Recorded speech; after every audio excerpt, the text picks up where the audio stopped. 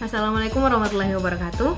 Saya Andini Citra Aini, kelas C angkatan 2018, jurusan Psikologi Pendidikan dan Bimbingan, Prodi Bimbingan dan Konseling, Fakultas Ilmu Pendidikan, Universitas Negeri Makassar. Jadi video ini adalah salah satu tugas dalam mata kuliah asesmen dalam bimbingan konseling. Dan dalam video ini saya akan menjelaskan beberapa materi berdasarkan kelompok dalam asesmen bimbingan dan konseling. Let's get started. Baiklah, jadi materi yang pertama dari kelompok 1 adalah angket. Jadi angket merupakan salah satu instrumen pertanyaan atau pernyataan yang diajukan kepada responden dan terdiri dari 3 bagian, yakni judul angket, kemudian pengantar angket yang berisi tujuan angket dan petunjuk pengisian angket, dan item-item pertanyaan atau pernyataan. Nah, angket ini merupakan salah satu alat asesmen non-tes berupa serangkaian pertanyaan atau pernyataan yang diajukan kepada responden, baik itu peserta didik, orang tua, ataupun masyarakat. Nah, angket dapat dibedakan menjadi 3 jenis. Yang pertama yaitu berdasarkan bentuk pertanyaan atau pernyataan. Yang kedua berdasarkan respondennya atau sumber datanya. Kemudian yang ketiga itu berdasarkan strukturnya. Selanjutnya kelebihan yang dimiliki angket. Kelebihan yang dimiliki angket antara lain adalah praktis, kemudian ekonomis. Yang ketiga memudahkan tabulasi pada angket tertutup dan mendapatkan jawaban yang luas pada angket terbuka. Adapun kelemahan angket diantaranya yaitu responden tidak teliti. Responden sering tidak teliti dalam menjawab sehingga ada pertanyaan yang terlewati yang kemungkinan tidak terjawab. Kemudian yang selanjutnya itu kelemahan lainnya adalah sulit untuk mendapat jaminan bahwa responden akan memberikan jawaban yang tepat. Kemudian untuk skala angket yang pertama itu ada skala Likert, kemudian yang kedua itu ada skala Goodman, yang ketiga skala simatik diferensial, dan selanjutnya itu adalah langkah pengadministrasian angket. Jadi langkah pertama itu langkah persiapan yang terdiri dari penetapan topik, penentuan variabel, penentuan indikator, penentuan prediktor, dan penyusunan pernyataan atau item. Kemudian tahap selanjutnya itu tahap pelaksanaan angket. Itu terdiri dari mempersiapkan angket, menetapkan kapan angket akan disebar, dan merekap hasil angket. Kemudian tahap ketiga itu tahap analisis hasil. Jadi tahap analisis hasil ini terdiri dari pengelompokan variabel yang akan ditabulasi, kemudian penyetoran jawaban dan menghasilkan persentase, dan yang ketiga itu menyimpulkan dan menginterpretasikan hasil, dan yang terakhir itu pelaporan dalam bentuk profil. Materi selanjutnya dari kelompok 2 adalah wawancara. Jadi wawancara atau interview adalah suatu percakapan antara 2 orang atau lebih dan berlangsung antara narasumber dan pewawancara. Tujuan dari wawancara ini adalah untuk memperoleh informasi yang akurat dari narasumber dengan menyampaikan beberapa pertanyaan tertentu kepada narasumber. Wawancara dapat dibedakan berdasarkan 4 jenis, yaitu yang pertama wawancara terstruktur, yang kedua itu wawancara tidak terstruktur, yang ketiga wawancara kelompok, dan wawancara semi terstruktur. Kemudian kelebihan yang dimiliki wawancara antara lain yang pertama itu bersifat fleksibel, kemudian dapat menggali informasi yang bersifat nonverbal, dan dapat menyampaikan pertanyaan secara spontanitas. Kemudian dapat dipastikan untuk mendapatkan jawaban dan dapat menyampaikan berbagai bentuk pertanyaan serta mempermudah informan dalam memahami pertanyaan yang kompleks. Dan untuk kelemahan wawancara itu sendiri yaitu memerlukan banyak waktu dan biaya. Untuk materi selanjutnya itu tahap-tahap pelaksanaan wawancara. Jadi tahap pelaksanaan wawancara yang pertama adalah tahap persiapan atau merancang bangun. Kemudian tahap kedua itu menyusun pedoman wawancara. Yang ketiga tahap pelaksanaan wawancara. Jadi tahap pelaksanaan ini terlebih dahulu pewawancara menyiapkan pedoman wawancara yang akan digunakan, kemudian melakukan wawancara itu secara langsung. Dan tahap yang terakhir itu adalah tahap analisis hasil. Materi selanjutnya dari kelompok 3 adalah observasi. Jadi observasi itu adalah proses sistematis dalam merekam pola perilaku manusia, objek, dan kejadian-kejadian tanpa menggunakan pertanyaan atau berkomunikasi dengan subjek. Nah, proses tersebut mengubah fakta menjadi data. Istilah observasi diarahkan pada kegiatan memperhatikan secara akurat dan mencatat fenomena yang muncul dan mempertimbangkan hubungan antara aspek dalam fenomena tersebut. Kemudian tujuan observasi yaitu untuk mendeskripsikan setting yang dipelajari, aktivitas-aktivitas yang berlangsung, orang-orang yang terlibat dalam aktivitas tersebut, dan makna kejadian yang dilihat dari perspektif mereka yang terlibat dalam kejadian yang diamati. Kemudian kelebihan dari teknik observasi ini yaitu terletak pada kemudahan mengakses setting dan metode observasi tidak mencolok atau tersamar dan tidak menuntut interaksi langsung dengan partisipan. Sedangkan kelemahan dari metode observasi itu sendiri lebih mengarah pada persoalan validitasnya, karena bisa jadi peneliti ketika melakukan observasi hanya mendasarkan pada persepsi atau kesan sendiri.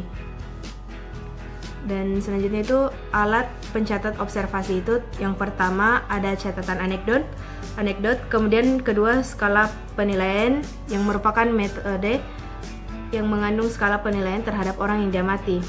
Jadi skala penilaian itu sendiri ada skala penilaian numerik, kemudian skala penilaian grafis, dan daftar cek berisi aspek-aspek yang mungkin terdapat pada situasi, tingkah laku, maupun kegiatan peserta didik yang menjadi pusat perhatian.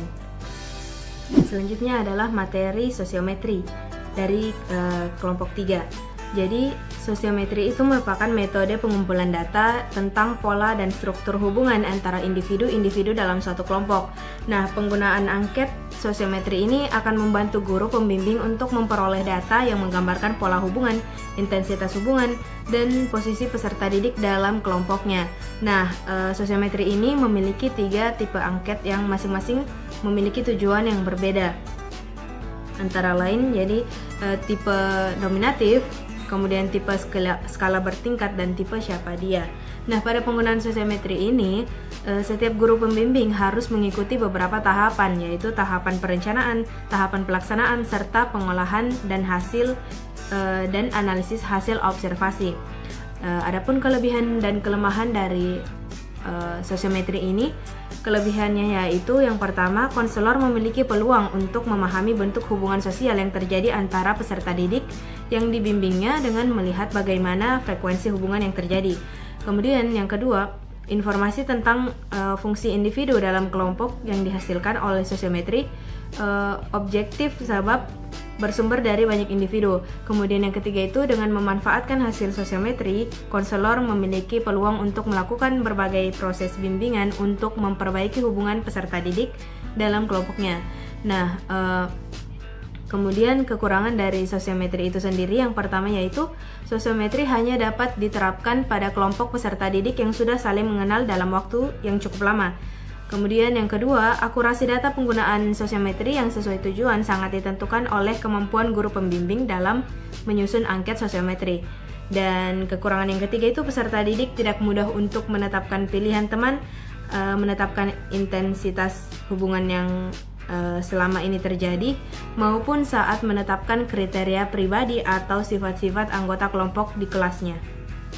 Adapun peran dan fungsi konselor dalam sosiometri ini yang pertama yaitu perencanaan, pelaksanaan, dan melakukan pengolahan mulai dari membuat tabulasi, sosiogram, menghitung indeks pemilihan, dan hingga melakukan analisis hasil dan melakukan tindak lanjut dari hasil asesmen dengan membuat program bimbingan layanan dan konseling yang sesuai dengan kebutuhan dan kondisi peserta didik. Materi biografis dari kelompok 5. Jadi kata biografis berasal dari bahasa Yunani yaitu bios yang berarti hidup dan grafien yang berarti tulis.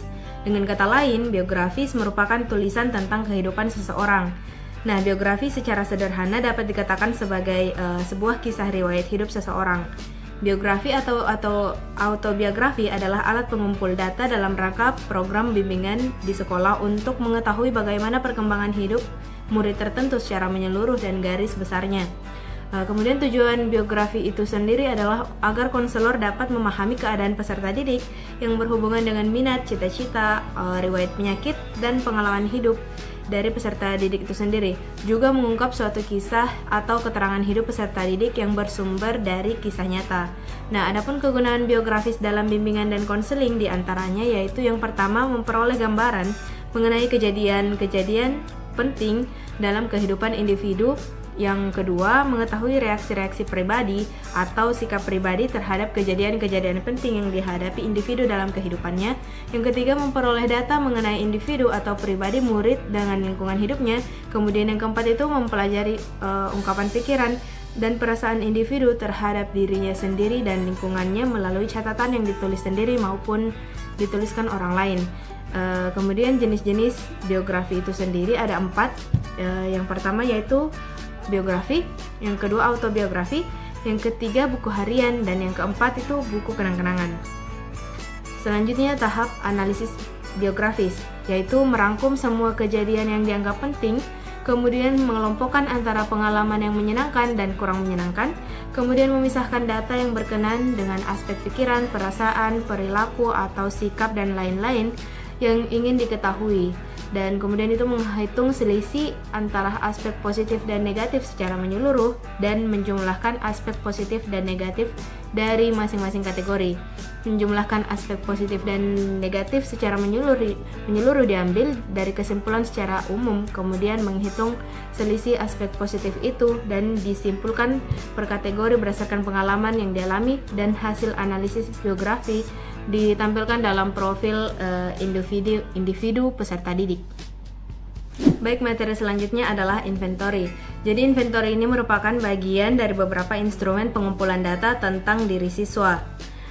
Jadi inventory ini merupakan teknik penilaian untuk memperoleh gambaran terutama tentang karakteristik, sikap, atau kepribadian dari siswa. Inventory yang biasa digunakan dalam pelayanan bimbingan dan konseling adalah inventory tugas perkembangan atau ITP. Nah, ada beberapa instrumen pengumpulan data yang dapat digunakan untuk memperoleh gambaran mengenai karakteristik, sikap, atau perilaku kepribadian, diantaranya observasi, interview, angket, daftar cek masalah atau DCM, autobiografi, kunjungan rumah, catatan anekdot, dan pedoman wawancara. Ditinjau dari segi diungkapkannya data, maka sifat dari teknik ini adalah approach self-report, sebab individu dengan inventoris ini dapat menyatakan segala aspek-aspek kepribadian penyesuaiannya secara bebas. Nah, adapun bentuk dari inventoris ini dapat berupa kuesioner atau angket, kemudian checklist atau rating scale. Nah, dengan alat-alat ini diharapkan individu dapat menunjukkan bagaimana biasanya ia merasa, bagaimana ia bersikap, berbuat, atau mengerjakan sesuatu. Nah, berdasarkan tujuan-tujuan itu, maka kita mengenal adanya berbagai jenis inventory seperti personality inventories, interest inventories, atau attitude inventories. Kemudian peran dan fungsi konselor dalam inventories. Yang pertama yaitu perencanaan, yaitu mulai menetapkan tujuan pelaksanaan asesmen. Kemudian yang kedua yaitu pelaksanaan, yaitu memberikan verbal setting atau menjelaskan tujuan, manfaat, dan kerahasiaan data, dan memandu peserta didik dalam mengerjakannya. Kemudian yang ketiga itu melakukan pengolahan data kuantitatif, mulai dari menghitung hasil menggunakan format yang spesifik. Dan yang terakhir itu adalah tindak lanjut, yaitu melakukan tindak lanjut dari hasil asesmen dengan membuat program layanan bimbingan dan konseling yang sesuai dengan kebutuhan dan kondisi peserta didik. Nah, itulah materi asesmen dalam bimbingan konseling yang telah saya jelaskan berdasarkan materi dari beberapa kelompok. Semoga video ini bermanfaat dan terima kasih. Assalamualaikum warahmatullahi wabarakatuh.